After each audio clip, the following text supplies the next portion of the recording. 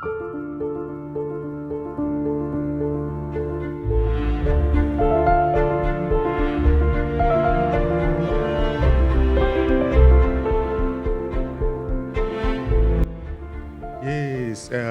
welcome everyone. Welcome everyone. We have in our studio today Elder Ravhengani, and I'm your host, Paul Machebele. Welcome to Impact, Elder Ravhengani. Thank you. Yes, it's an honor to have you in our studio today, and we are so honored to have you. I'm glad to be here and to be part of your service or program tonight. Yes, thank you very much. Thank you very much. So before we begin, can you just maybe introduce yourself to the viewers? Who are you, and what do you do primarily? That's quite an interesting question because depending on which day of the week, I've got a different CV to produce. Okay. And I suppose today we're supposed to be talking around the issues around the ministry that we do. We run a ministry called Living Power. When it started, it was more about public evangelism. Then it grew into family life issues. It is now more family life. Since then, it has grown into publishing ministry, where we already published around 8 books. Okay. So it is mostly the combination of publishing work and family life in its different settings. Okay. So when was this ministry started? The ministry should have started around 20 years ago. Wow. As I said, back then we were doing mostly public campaigns. Also, you do public campaigns like evangelism? Crusades, yes. Okay. I think I've done crusades in more than 10 countries. Okay. So that is actually the background, that most of it was there, and then over time we started introducing family life issues, which we combine with the public campaigns we were doing. Okay. So in recent times, it seems to be family life has eroded even the idea of public campaigns. Yes. Because I was talking to a lady, she was saying to me, they were in a committee and they wanted me to do a evangelistic crusade, and people says, no, that man doesn't do anything about evangelism. He only does family life. Which is people for the last 10 years, they will be talking about those kind of things. Yes, it's something that I also, mainly in my experience, when I've seen your ministry, especially on YouTube and television and things like that, it has always been about family life. So I want to understand here, what is with family life that you feel is a big part of evangelism that you needed to focus on? The issue of family life came by accident, by chance. Okay. It was not by design. So what happened was that I was given 2 hours at Radio Pulpit to do whatever I want, to produce the show and do whatever I want in that 2 hours. Then I had noticed that in the whole station, nobody was talking about family life. Okay. So I started focusing in issues of family life. And that program became the highest, it got the highest listenership in the station as people were focusing on that. So it was by chance. Wow. It's even a weird thing because actually, even for me to end up at the radio was by chance. I've got a friend of mine who we're still good friends back then. He called me at 5:15. And then he says, those who know his voice, they will know whom I'm talking about. He says, hey, Mashudu, where are you? I said, no, I'm here in Pretoria. Can you go to the station and do some program? I said, what is it about? Oh, don't worry, it's just something about youth. So, and this is 5:15, and the program starts at 6. Okay. So I quickly got home to drop the things that I had, and I went to the studio and did this 2-hour show. Okay. It so happened that the host was a operation manager of the station. He was Okay. the one, the host. Okay. He says, "Man, you spoke well. Wow. Don't you want your own show?" So he gives me a Tuesday. That one was a Friday. He gives me a Tuesday to have my own 2-hour show. Okay. And that's when I moved it to Family Life. Okay. It became quite a big hit. Okay. So I started getting invited by the churches who listen to the station. So that was not an Adventist setup. So and that still defined my Family Life ministry. Okay. It's almost 50-50 inside the church and Yes. outside there. Yes. The ministry that we do. Yes. Because it actually started from outside and came inside. So inside the church, I was known as an evangelist. So I was doing this public campaign. As I said, I've done evangelistic campaigns in countries like Zimbabwe, Zambia, Malawi, Austria, Namibia, Swaziland.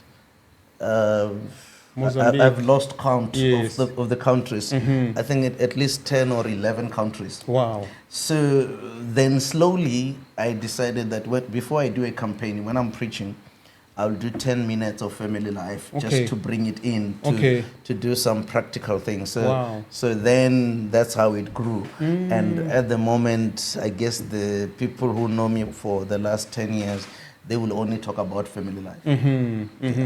And it is an important aspect of Christianity. I mean, building families. That's why I think it resonates with almost every living human being.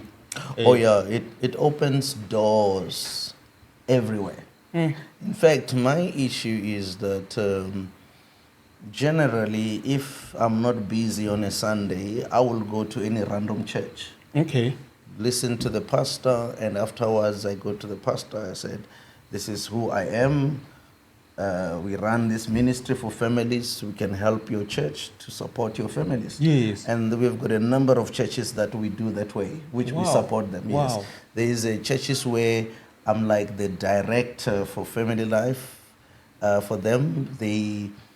Some of them are national churches, so Okay. they will bring all their couples here in Joburg for Yes. me to do their group premarital counseling or to do some other programs. So everything that does with the family in Family Life in those churches, Okay. I do them for them. Wow. Yeah. So we've got a number of churches like that with those arrangements. And isn't it marriage automatically is a universal language? Of course. We all speak the same language, and yeah.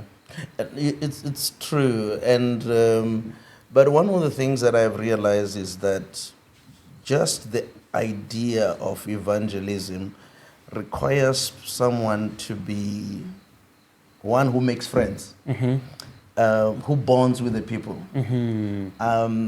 Because of that, there are people. I know of one church in Pretoria where the pastor does not trust anybody to preach in his absence. His wife must preach. The only other person he trusts is me. Wow. And he's the person and he's told me that any Sunday you are free, you can come and preach here. So one of the things that makes evangelism difficult for many of us is that we're not good people in making friendship. We normally judge people, stay away from them. There is a friend of mine, who has got a membership of 12,000 people. And we met over 10 years ago. When he met me, he says to me, "Which church are you from?" I said, "Seventh-day Adventist." He says, "No, you are a liar. You can't be Seventh-day Adventist." Because I grew up among Seventh-day Adventists. They are judgmental. They will never be friends with someone like me. I said to him, "You met the wrong ones. Finally, you've met the real Adventist." So every time I go to his church, he wants to emphasize. I know I do living power. He doesn't want to talk about living power. Okay. He will stand there and he says, Today we have got Pastor Mashudu from the Seventh-day Adventist Church. He says we differ in doctrines, but he's my friend. Wow. Whenever I've got family problems, I go to him. He tells the whole church, he says, if you've got problems, go towards this man. You know, so those are the kind of friendship you build with people. Unfortunately, when we grew up in the church, I think we were more taught how to make enemies. Yes. How to judge everybody else. Yes. And push them away. Yes. And so you never build. So I'm in a WhatsApp group now with about 200 charismatic pastors. Wow. And in that group, technically, I hold the corner for family life. Wow. The man in charge of the whole group says, this is your area of specialty. Wow. I take care of all issues around there and also speak in some of their churches. So in a way, it has enabled, this ministry has enabled you to be able to reach out to almost every person. Exactly. Which is basically the command of the gospel, to say we must be able to reach out to everyone, and which is what Christ was actually. He was able to reach out to every person in every corner. Indeed. And I think, as I said, our problem has been judgmental, because when you judge people, they can see it, they can feel it when you're looking down upon them. You know? And if you will only come to church if you are going to speak. So I go to church just to visit a friend and to stand by his side. Okay. To say, I'm here to just worship with you. Yes. Yeah. Yeah. And he feels good about that I have come there not because I'm preaching. Yes. But because a friend. You see, when you have a friend, you don't wait for an excuse to go and visit them. Yeah. So I go there. Wow. And they feel good. That's why I said Sunday is usually my busiest. Okay. I'll be in some church any Sunday. Wow. Yeah. Oh, okay. If I'm not visiting my friends, I'm actually going to start new friends. And you know, there's something that I send a message sometimes, some of the Sundays, for all these friends of mine who are pastors, and said, I'm praying for you for the service today. Wow. That you might have a special anointing for the service. Wow. And that's how you make friendship. Wow. Of course. Yeah. Absolutely. So it's something that we struggle with. Yeah. There was one church, actually, I was doing VOP lessons with the whole church, the pastor and his wife. Every Thursday they used to come there and I teach them the lesson and they will mark. Wow. From start. Obviously there was a problem. The problem that happened is that I started traveling a lot outside the country. And I got another brother to go there. Okay. He's a good teacher, but I missed out one thing. That it's not just teaching. You need a connection with the people. Okay. You need a bond. Yes. So he was not good with that. Oh. A bit harsh, a bit judgmental. Okay. So that whole thing fell apart. Okay. So basically, your entire ministry is built around people, actually, exactly. and giving access to everyone and exactly. It is. And this is what Ellen White says, right? Christ's method alone will bring true success. Any other success it cannot be. He goes out and mingles with the people as the one desiring their good. And then, he met their needs. And it is only later on that he bids them to follow. Wow.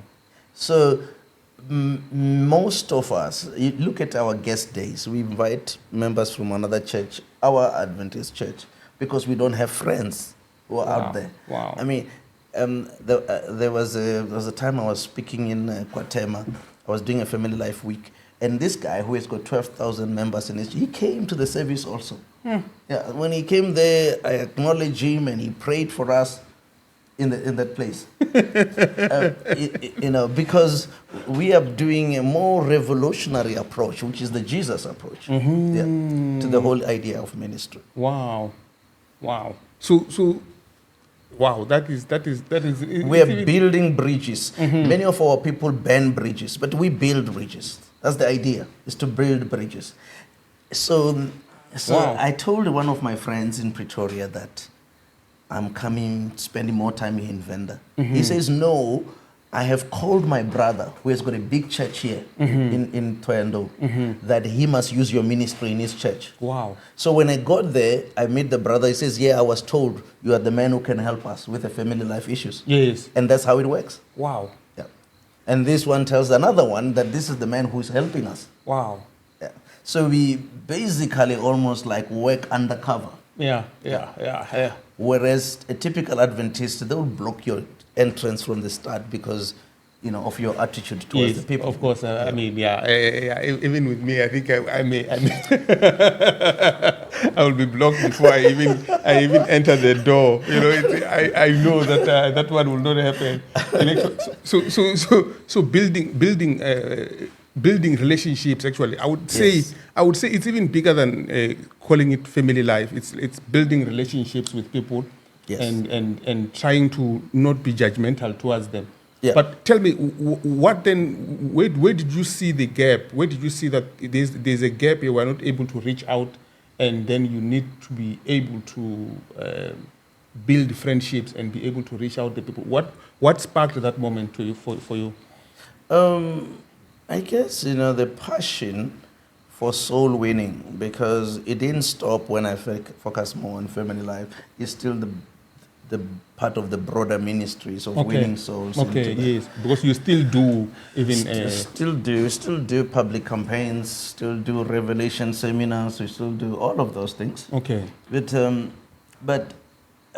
inspired by this Ellen White statement of Christ's method, I realized that all the campaigns that I have done that were successful was because I had bridge builders in the community, people who connect in the community. So I go to a church in somewhere in the northwest. Okay. I'm going to do a campaign for 2 weeks. I go and speak to the church. I said to the church, from the day this campaign starts, this is no longer a church because you didn't give me a tent. So this becomes my tent. So I'm renting this for 2 weeks. So the community will own this place. And I want you guys to go and get all the pastors. I've got a special chair here where nobody sits except pastors. So every night, I had a place for pastors. Okay. I acknowledge them. Okay. I ask them to do opening prayer. Okay. I give others 5 minutes devotion. Wow. And after they've done that, they pray for my meeting to go well. So when I make an appeal, their members stand because this meeting has been blessed by their pastor. By their pastor. Yeah. Wow. So, and the honor that you give them to be at a such special place, the honor that you give them to say, lead us in prayer.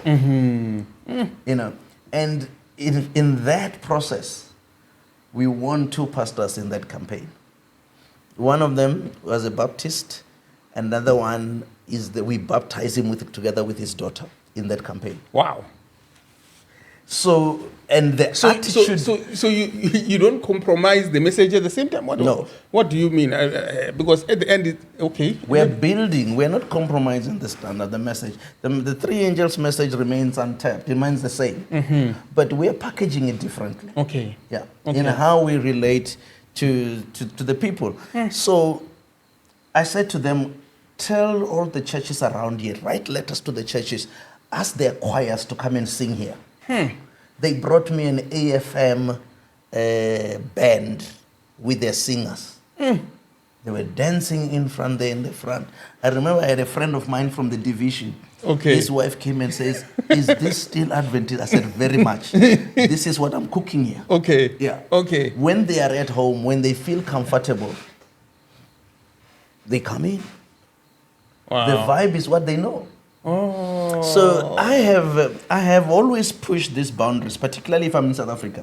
Okay, outside South Africa, like Zimbabwe and Zambia, they are more conservative. So I comply because they win people in their conservative approach. Okay. But here, we are not winning with the conservative approach. Okay. So we push the boundaries a bit to reach out to people.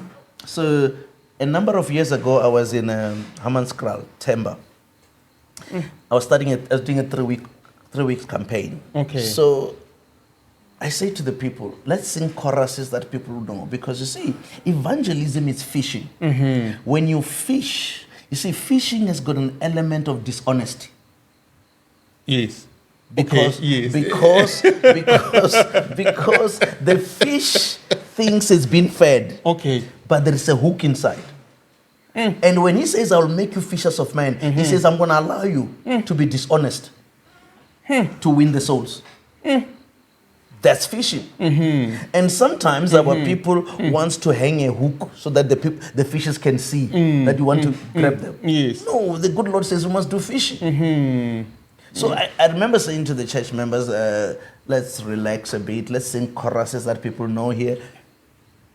Knowing my people, the opening night, they didn't. Okay. So I say to the elder, can you tell your people to do what we said? The guy went there and said, oh, bazalwane, rupa tshwarelo ba re re opele dipina tsa ko ntle. Hey. So he's standing there in the front to say Yes, that. yeah. And it was just chaos. Yeah. So Yeah, then, no, so then after I finished, a group of 3 boys young men comes up to me. They say, Pastor, your preaching is powerful. You've got the word. But your singing is bad. But we can help you. Okay. We've got a band and a praise team. Okay. We don't want to be paid. Okay. We just want transport to bring our instruments here. Okay. And we will help you. Wow. I said, you start tomorrow. It was a Saturday evening. I said, tomorrow Sunday, you start. Okay.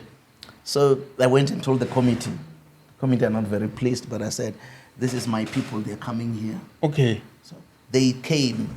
Those guys, they did their normal noise. Okay. And you know, when Adventists play piano, even if we have it, they follow the notes. Yes. But the township culture is the one that says, tree, tree, tree on that organ. It makes the right noise for people to come because this is a revival. Okay. Okay. There was no sitting place. People were hanging out on the sides of my tent. There was no place to sit. Those young people were pushing. Obviously, after 3-4 days, my committee was not pleased. So one night I arrived.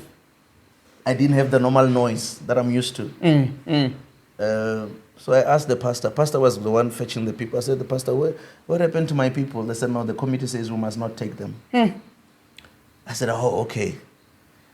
You know, they don't pay me for doing this. I said, if my people are not here, I'm going home. You're going to preach. It's your crusade. I'm going. The pastor says, no, wait. He went and fetched my people. When they arrived, the committee that was angry, they walked out, which was a blessing because there was no space for people to sit. So when they walked out, they left the space for people who were hanging aside on the sides to find a place to sit. Wow. We did that thing for 3 weeks. I baptized almost every non-Adventist who came. We planted a church there called Kanana. It's just that obviously now it has gone to Alberton. But we planted a church there. We baptized almost everybody who came. That, if you go to the church now, probably it's still the same. The guy who was the leader of that praise team is a chorist on our church. Wow. Yeah. Wow. The whole band make a decision for baptism. Wow. So it is using methods that works here in this country and which are relevant to the people based on what the word says. And that way we have been able to make many successes. I mean, we have baptized 90 people, 70 people, things that are not usually found. You know, we have established, I have lost count of the number of churches that we have established in the area of just public evangelism. Wow. You know, so, and so there was always a dynamic, a different approach to it. And I think many of our problems or failure of success, it's a failure to be relevant to the South African environment. Because evangelism is taking people from the known to the unknown. You take them from shallow waters into deeper waters. But if from the very start the waters are deep, they're not going to come in. So the bait is the noise that they're used to for the revival. They think it's the normal revival. But when they come here, they feel the depth of the word. It's not what we're used to. And they get hooked. Yeah. They came here for something light, but you give them something heavy. Yeah. But you see, the problem with us is that because we don't want to be relevant, people don't even come. They can see, they think it's a choir practice, whatever you're trying to practice there in the tent. Because you're not making the noise they associate with a revival. So I will make the same noise. In fact, there was a time when I was in Atteridgeville, and the guys who were doing my whole music thing was a pastor's son and his friend of the local pastor. Yeah, no, that's why you are who you are. I tell you, you are very much revolutionary. We will kill you, I tell you. Of course. But you see, the crazy thing is, in some places, I mean, I did about 2 campaigns in Swaziland. One of them I was doing in the church. And I said to them, go and invite the churches around us here to come here. There's a church, it's called, I can't remember what it's called. It's just opposite the conference offices. They had been there for 40 years. They had never been to the Adventist church. This was the first time. When I said, let's go and invite, I said, I want the choir from that church to come here. They brought in the Methodist, Amadodana. I said, we silly. They came there. All of them made a decision to observe the Sabbath. You see, and they came there to sing. When I was in standard... So you've used this method and it works? All over. Okay. When I was in the Secunda, I did a campaign there. And I told the people that they must go and invite churches and what. They didn't.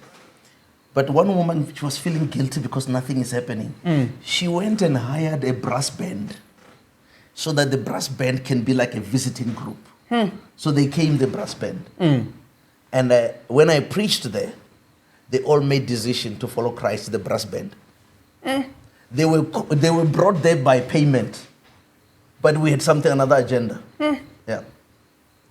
So in reality, you see, and somebody says the definition of lunacy or madness is to repeat the same thing hoping for a different result. So we push the boundaries.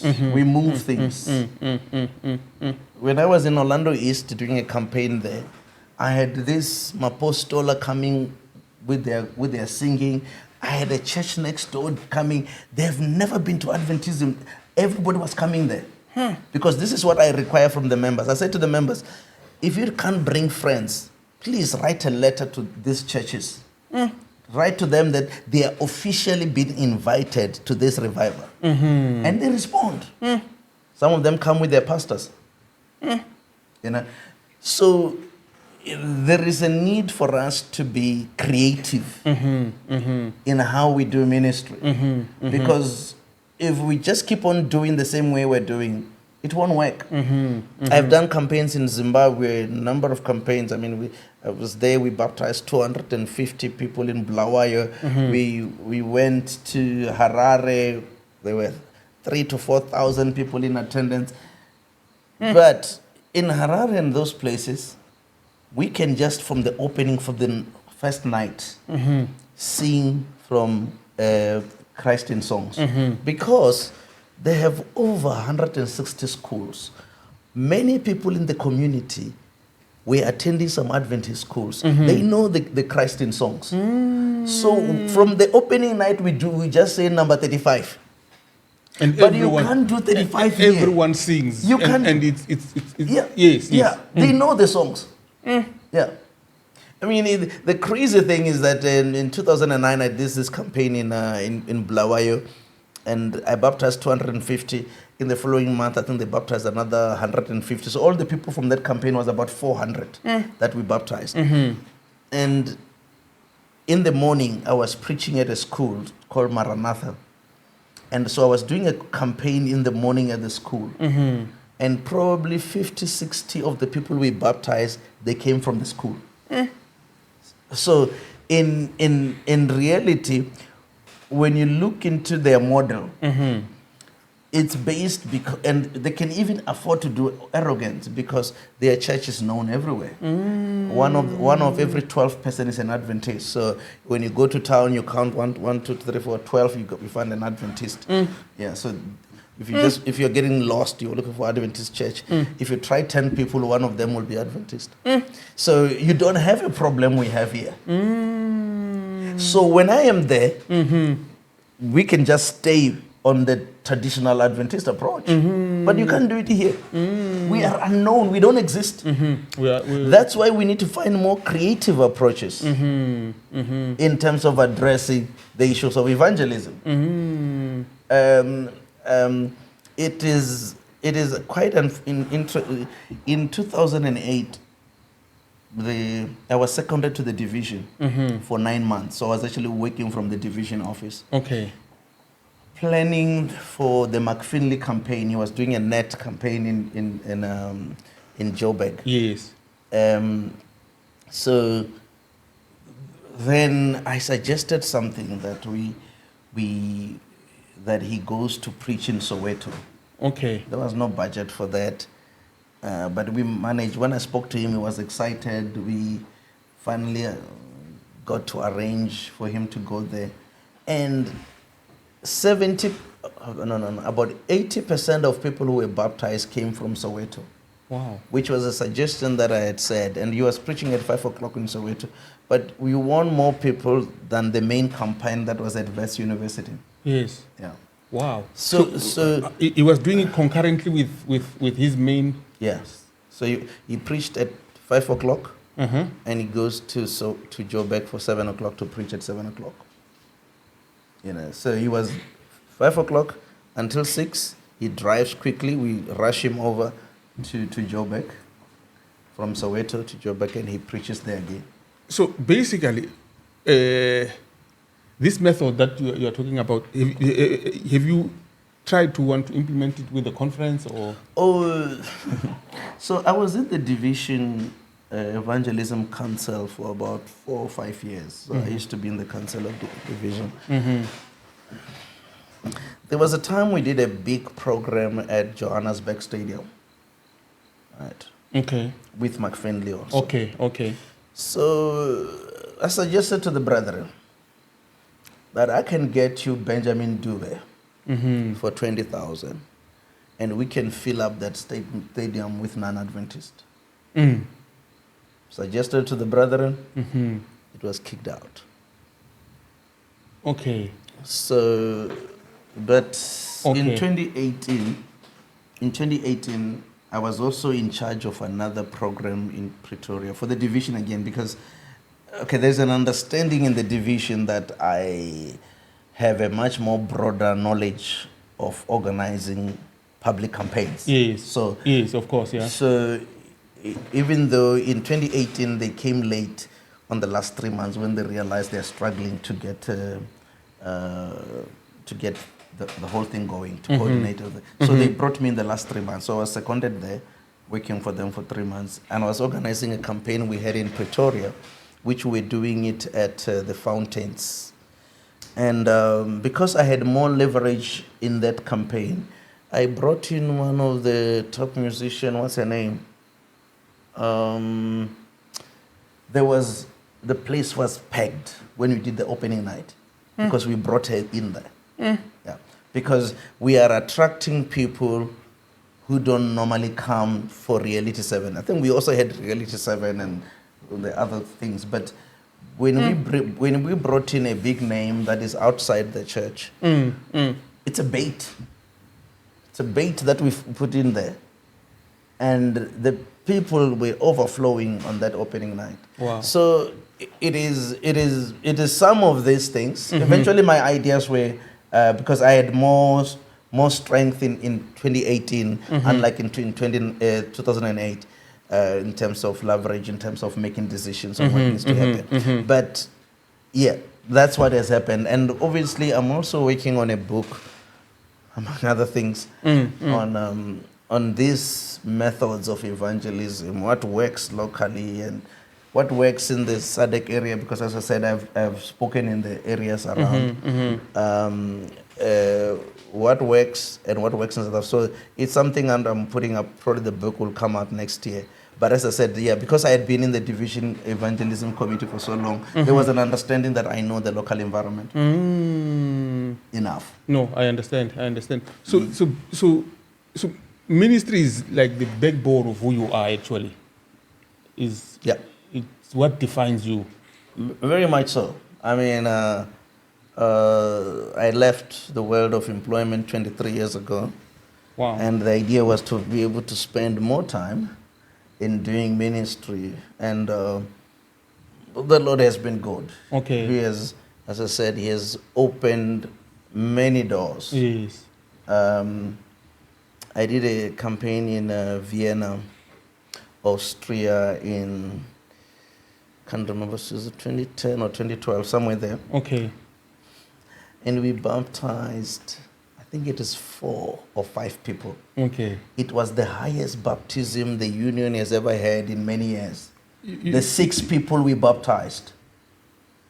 Okay. It was the highest number they've Yes. ever baptized in many years. Yes. The union had to come down to hear there's an African evangelist who has baptized 6 people. Wow. They're growing in negative numbers. And we got there. And I remember I have never had an appreciation of my ministry as I had then. Wow. Maybe Papua New Guinea maybe might come to the same level, but the ministry we did in Vienna, in Austria, it was just amazing. Wow. It is almost like finding people who were starved for many years. Wow. And so one of the things, obviously, that is very core in my ministry, apart from family life, it is also the prayer ministry. Okay. Praying for people. Yes. For healing. Okay. And if I had time, I was going to tell you of HIV/AIDS that has been cured and many things that the Lord has done in that ministry. Wow. And I remember when I got to Vienna, Austria, I said to the pastor, before I preach, I always have to pray for people. I don't know why I'm no longer doing it, maybe because I'm no longer a proper evangelist, but in those days, I never preached without praying for people. So I said to him, I need to pray for people, lay hands on them, whatever, before I pray. The local pastor says to me, no, we don't do that here in Europe. We don't do faith healing. It is an African thing. Nobody will ever stand up and respond to that. So don't even do it. Don't even try it. Okay. So I didn't do it the opening night, but the next evening I was impressed within me. So I made an appeal. Those of you who have got sickness, whatever, you want healing, you want God to heal you. 80% of the church came forward. Wow. Yeah. 80% of the church came forward. Prayed for them. That's in Vienna, in Austria? Yeah. Wow. So what then happened, 2 days later, I understand there was one member who was in hospital, who was there in the opening night, but she was admitted in hospital. She sends a message to say, tell that pastor from Africa who believes in miracle to come and pray for me. Don't tell the local pastor. Tell the one from Africa who believes in miracles. So I went there, prayed for her, and a day or two later, she was discharged. Wow. And it was such a touching experience because now there were these elderly people who were coming to me to say, I have had 3 operations. Now I'm supposed to go for another operation. Please pray for me for healing. This faith in the whole system. And it has defined much of what we do. And the Lord has done many miracles. Many miracles in that regard. As I said, if one has to start telling you the stories, some of those things we're going to include in some of the book that I'm working on. Wow. The divine interventions that the Lord has done. So basically, you feel that the Lord has called you to this work, to this ministry, actually, to this work, or I mean, how is it something that you want to do for maybe financial benefits, or is it something that you feel that the Lord has called you for, or do you benefit anyway? No. Actually, far be it from financial benefit.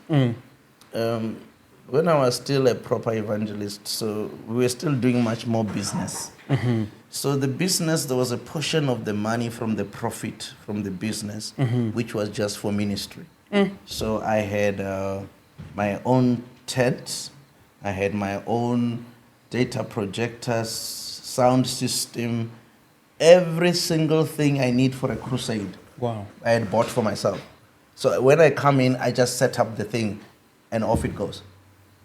Wow. All of those things I had done. So it is something deep inside because, Okay. my background in terms of information technology, if one needs money, you can make a lot of money in it. I still make some money without doing anything, still in that field. Yeah. So if one was interested in money, you were going to stay there. That's where you Particularly stay. because, I worked here, I worked in the US, I've done all of those experiences. So this is just the passion, the burden that God puts in your heart. Okay. Of what needs to be done. And it was in Mauritius. I did a campaign in Mauritius in 2014. And so an elderly man came to me after preaching my first sermon on a Sabbath when we were starting the crusade. And the old man comes up to me, he says, "Why do you do this?" I said, "What do you mean?" He says, "This preaching, why do you do it?" So I said to the old man, like the prophet that I'm named after, Jeremiah, even if I say I will not do it, I just can't. There's like fire in my bones. There is something that will not give me rest. There's no way I cannot do this. So I said, that's why I'm compelled from within. There's a fire that burns that I cannot stop. So that's that. And as I said, maybe something that I want to touch on, maybe on like on your family life ministry. Yeah. To say normally when you right now you've got you're a marriage officer. I don't know if that's the right language. Yes. Marriage officer. The government marriage officer, yes. So it means you've been mandated now by the government to be able to conduct weddings. Okay. So what exactly do you do there? What do you do? I mean, I don't understand that space properly. I can marry somebody now and give them a certificate which is valid. And the government recognizes that. Okay. Yeah. And then by 2 days later, they will go in Home Affairs and they will find it registered and they can print another from the system in Home Affairs. And you've been able. I know you're not the first one. I mean, to have to be a marriage officer. There are many people who are doing that, but you've been the first one who really. I'm seeing something come out of it. I mean, like probably the first one who is not a pastor in the Adventist church. Okay. Yeah, because in Adventist church, to be a marriage officer, you need to be a pastor. Not just a pastor, you must be an ordained pastor. And the conference must vote for you. The union must vote for you. So my friend Pastor Ngwaru says, you are the first Adventist in the whole world to be a marriage officer and you're not a pastor. Yes, absolutely. Absolutely. You see, the Lord opens doors. You see, the idea is that I think many of us do not realize and trust the Lord. When I look at my ministry generally, the doors that the Lord has opened, I have been to places that you can only dream. When I got to Papua New Guinea, there were 2 buses of Pathfinders to march me out of the airport. They waited for 2 hours for me to arrive. When you eventually get to the suburb where I was doing, the driver says, we see the roads were closed. We went to a policeman and said, why is the road closed? They said, there is a guest from Africa. Wow. Who is coming. Wow. So I had to march down when I get to the suburb from the top into where the church is. the Minister of Finance came to welcome me to the country. Wow. The conference president came and whatever. You know, and I was standing there and I said, and it made headlines in the newspaper, local newspaper. Yes. Wow. Just a nobody. Wow. But the Lord has opened doors and doors and doors. Yes. You know, so I practically, if I was just following the Adventist church, and I will never be a marriage officer.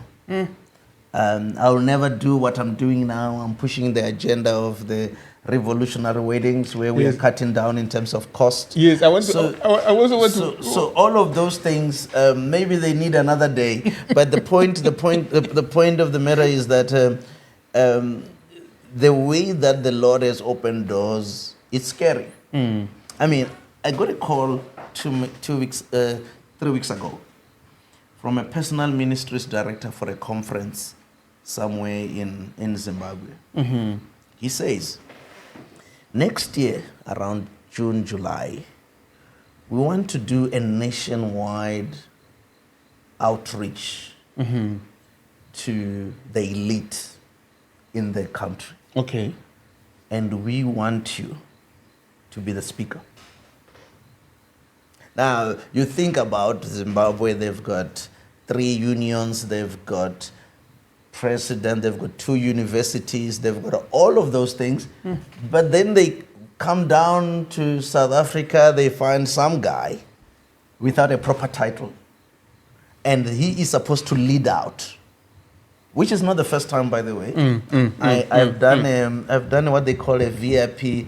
They call it high-profile crusade, where they don't invite members of the community. There's no placards. They invite cards. So the people who were invited there were only CEOs and managing directors and government ministers and DGs. And every night, I spoke for 7 days, every night there was at least 3 national government ministers in attendance. Wow. So these are some of the privileges that the Lord has done in the past. So when this guy was calling me, I said to him, yeah, I did that. They said, yeah, we want you to come back. So how do you get these ideas rolling? Because I mean, these most of the things that you okay, like even the revolutionizing the weddings. Yeah. I mean, you take something that is just ordinary, and then you are able to reach out to so many people. I've seen so many people from this thing being. Yeah. What is the drive? What's the drive there? Now I'll tell you something funny. 1993, I organized the first crusade. I wasn't preaching. Justice Mongwe was preaching. Justice and Joshua Maponga. I was managing that campaign. Okay. 1993. I had never attended a crusade in my life before then. Okay. I had attended one night where Justice Mongwe was preaching in Witbank. Okay. But I had never experienced what a crusade looks like when I organized the first one. Okay. Wow. Wow. So it was something new, because when I grew up here in Venda, there were no crusades in those days. So it was something undone before. Okay. You look into the rest of the ministry that I do now, you can't say there is somebody who has done it before. No. There is nobody who has ever done what I do. No. There is no somebody who says a role model. Yes, basically. Yes. It's the idea of saying, God has impressed me on this, I'm going to do it. And I have found many people who say to me, we want to be international evangelist. How do you become an international? I say, I don't know, because I don't even know how that works. Because if you find where I was working after that campaign with World Justice and them. I stayed working in the informal settlement for 10 years. I was working for 10 years doing house-to-house meeting and writing cottage meetings before I was invited outside my church And I was content waking up in the morning, take some few young people, we do house to house. And after that, we ask those families, can we come and preach and organize the 3 of you to be a little cottage meetings? That's what I was doing. I had no plan to preach outside my district. I had no plan to preach outside my church. There was no vision of international. So when people say to me, how do you become an international evangelist? I don't know. Those are the Lord's doing. I have no part of it. I was content where I was. Just doing the little thing that I'm doing there in the informal settlement. But I guess it is the issue that where the Lord says, you are faithful in this little. Let me expand your territory. Because the craziest thing is that if you look at, I have spoken in 4 continents. I have been to 5 continents, but I have spoken in 4 continents. And probably every country in the SADC except the DRC. All the countries from Angola to Madagascar. I have spoken in all of those countries. Now, and there was no title that was used. Wow. There was no position that they say this person has. Yes. But I actually think the Lord uses me to make an example to everybody, to say, you don't need to have a big title. You don't need to have been trained at Solusi or for you to make an impact. You don't need all of that, because I think the Lord is just showcasing me. There was times that I had an opportunity to study theology, but I think the Lord just said to me, I want to use you so that nobody has got an excuse to say why I cannot do this. Yeah. Because even starting a ministry, I don't think it's something that had been done before. Yeah. You were the first person to start a ministry, and then it's successful, and then it operates properly with no visible challenges to say. So no fighting with the church. Yeah, I mean, that's what I you wanted see, to say, when you yes. talk about supportive ministry, because technically, as I said, I have run every major campaign the division has ever done in terms of outreach. Yeah. And because it's that understanding they have that this ministry is a proper supportive ministry, and it brings the skills that we don't have. I have spent enough time organizing campaigns and doing campaigns, as I said, in many countries, that experience, at least the people who were there at the division in that time, they knew that this person brings not just local experience, but all of these countries that are growing fast. It's just that the unfortunate thing is, if you look in the last few years, I have done more campaigns in Zimbabwe and Zambia than I have done in South Africa. Wow. You know, so which is a problem of another day. Because why would we, who are not really, which are basically unentered, we're not organizing, or we're not even part. They even did those other campaigns. I was not even in their list. So, but the point I'm saying is that if you believe in something, God has put it on your heart, He will open the doors. He will open the doors for that. So you just need to be faithful in the little. If you've got a passion to do something, stay there and be faithful. When you are faithful in the little, God then opened doors you never imagined, that they will ever open. And that's what the Lord has done over and over again. And to young people out there who feel the passion inside, something burning inside, have the faith, trust God. There will be challenges, there will be obstacles, but if God has called you, He will sustain you. God will make a way for you in that which He has called you to do. And I do believe that there are many who just lack the faith to step out of the boat and step into the water, because the risk that they will have, or financial, whatever things that they will have. But God has promised to sustain us. Even if there are challenges, even if the devil can throw challenges, God will be there to sustain that which He has started. So I think to me and so nobody has got an excuse to say I don't have this. Say that I didn't have anything. I remember I was speaking in Livingston in Zambia. I think it was an ASI gathering. Well organized.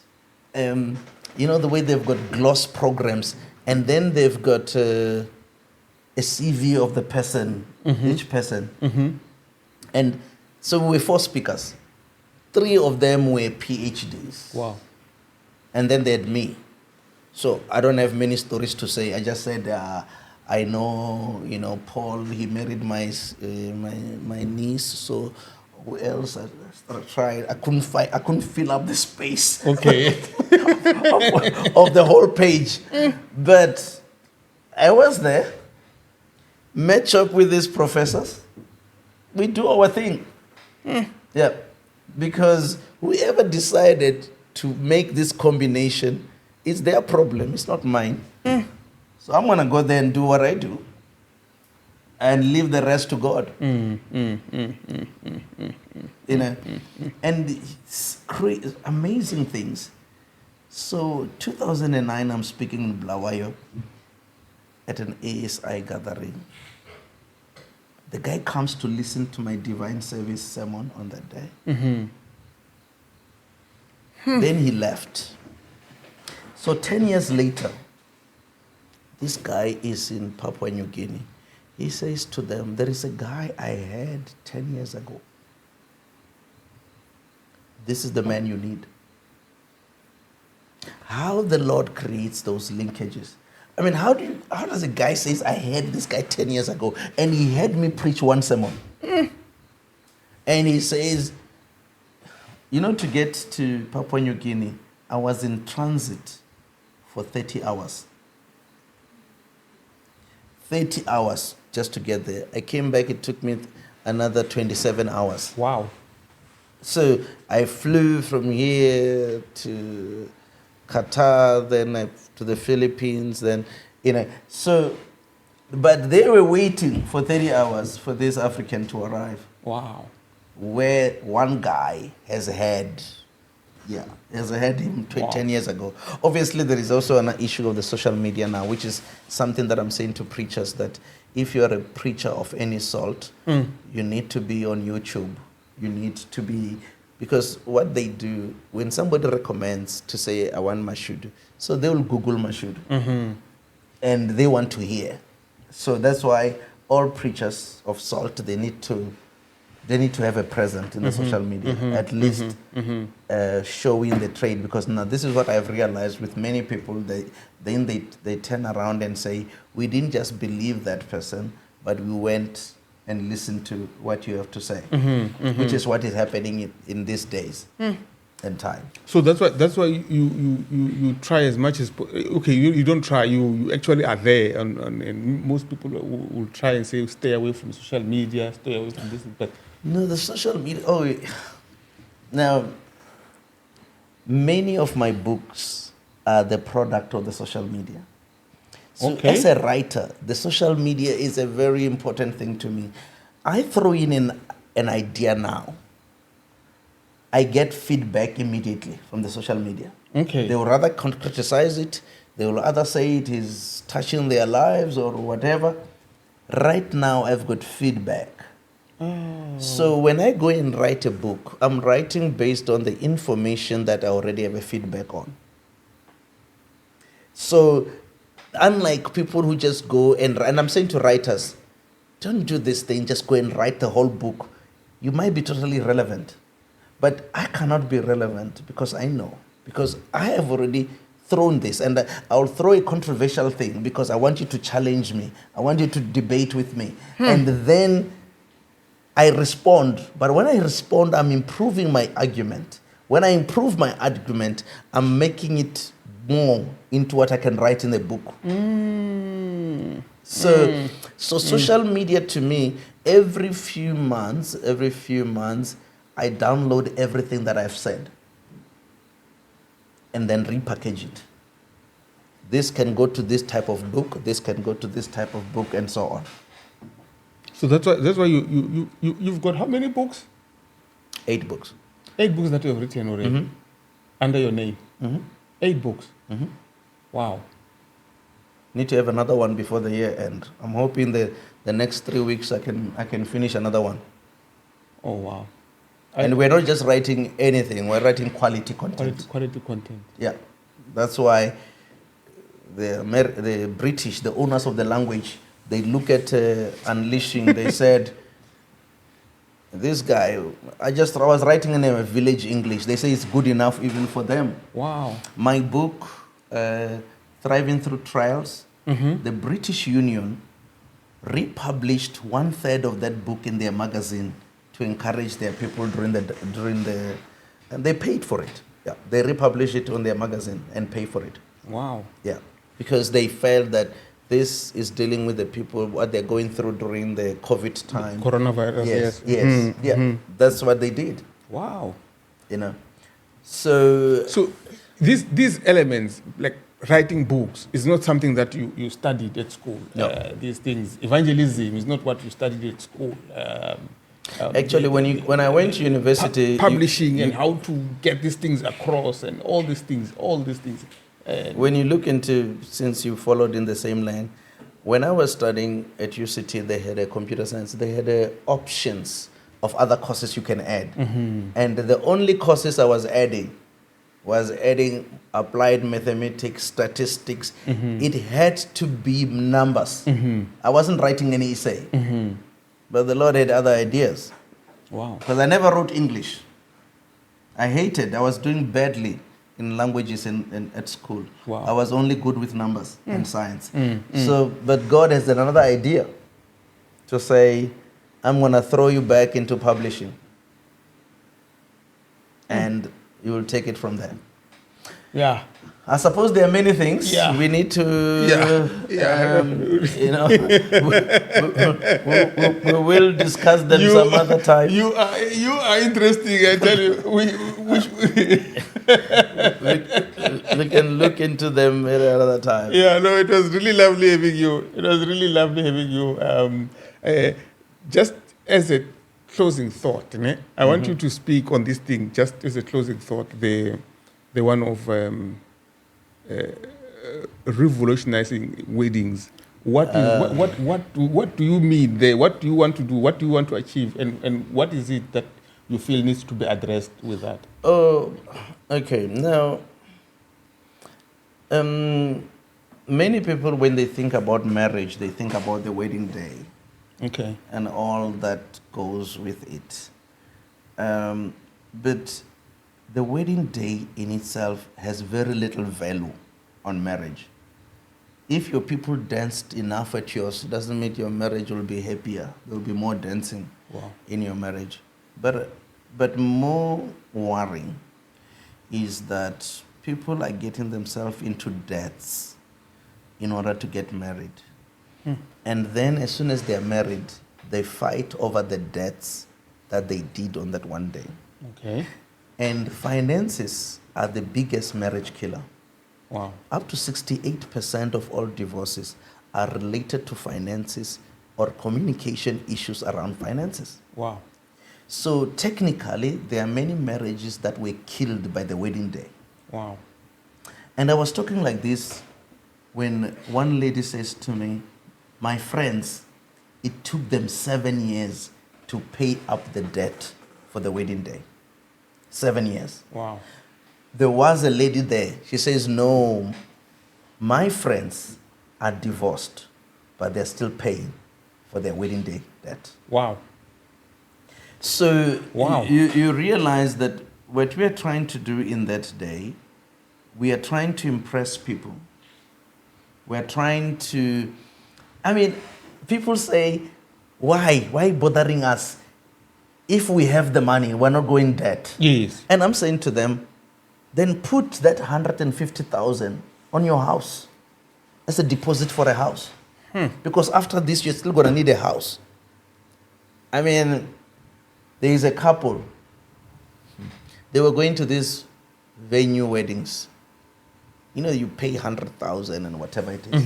But they didn't even have a car. They were using their friend's car. They could actually just have put that 100,000 and bought a car, a second-hand car, and start their life. But now they are trying to feed us who have got food at home. It's not, and you can't impress us. We have seen many things. So the issue of indebtedness around wedding and the expensive wedding days has resulted in a culture of cohabiting. Because if I'm going to make a wedding, who is going to make a wedding? They will laugh at me because I cannot afford the right venue. I cannot afford whatever standards that are there. So we just live together. Skip the wedding. And this is the culture that is there. See, the issue of the wedding day and lobola, these crazy lobola payments, these are the two things that are killing marriages. You mean crazy lobola payments? I mean, the issue where they charge the person 200,000 for lobola and all of those things. It's another thing that is killing marriages.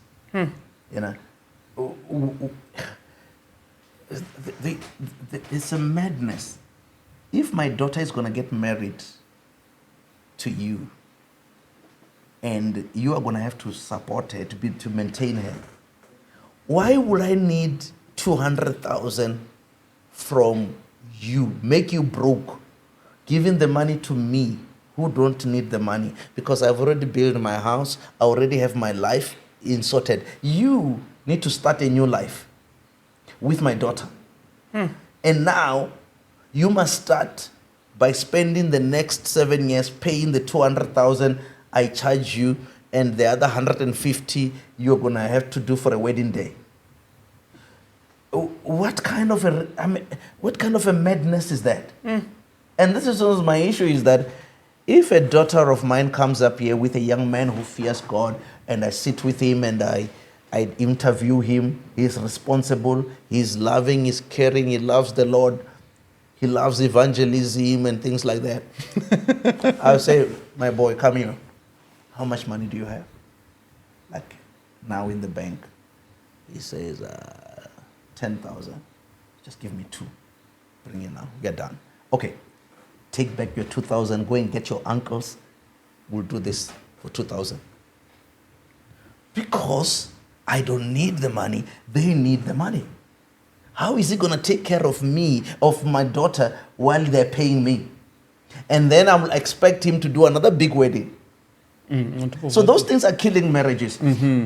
So we've got people who are spending 200,000 on a day. It becomes an impossible thing to enter into, and then because you can't really afford it, then you must try and stay away from it until you can have the money. If you can't have, then you must fake it and get into debt, and it almost is something that kills instead of build. No, it's killing. It's killing.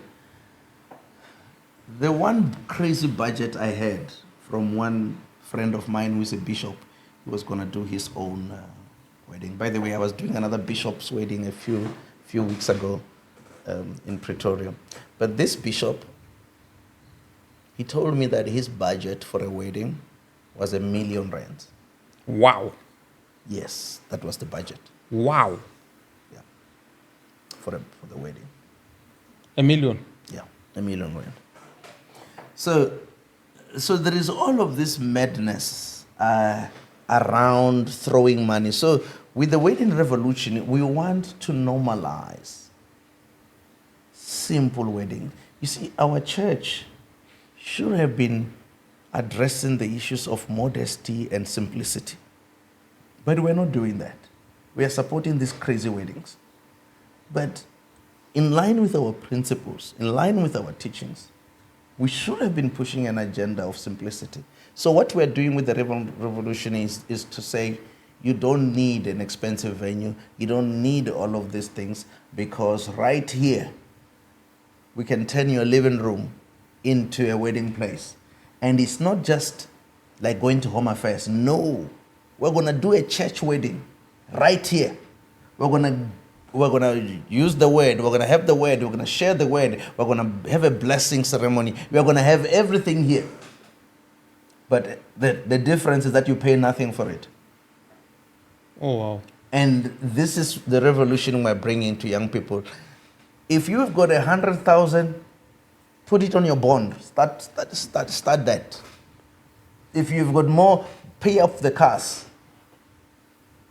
But please, stop wasting money. So it's not expensive to get married? No. I mean, as I said, even now, if we've got 2 people here and they've got 2 witnesses, I'm done. I've got the papers in my car. I don't want to do it just now. I'm sorting it out now. Sorted legally. I'm done. I always keep them in my car. You are a problem, I tell you. You are a problem. I'm sorted. I'm done. You can vote on Monday. The government will recognize what I've just done. Wow. Yeah. Yeah. Yeah. No. I know. Thank you very much. Thank you very much. Thank you very much for coming. I'm going to bring you back again so that we discuss some more. We need a lot of meat in this around these issues. But I'm very grateful for it opens one's mind and to be able to see things much more broadly. And we are grateful to have people like you who are able to test the waters, chat where no one has ever been, and to do things that have never been done. It's really a blessing to have someone like you in our church, in our community, and also in South Africa as a whole. Thank you very much. Thank you very much for having me and spending time with you. May the Lord bless this initiative, the podcast, the ministry you're doing, and continue to prosper. Thank you. Amen.